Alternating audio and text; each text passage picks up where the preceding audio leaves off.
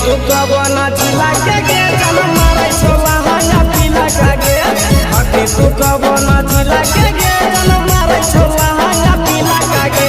चलही कमर हिला के गे छौड़ी हिलाई दे दिला के गे चलही कमर हिला के गे छौड़ी हिलाई दे दिला के गे हकी तू कबना जिला के गे चल मारै छोला हया पीला का गे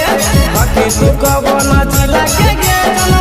छोला हया पीला का गे चल मारै छोला हया पीला का गे हकी तू कबना जिला के गे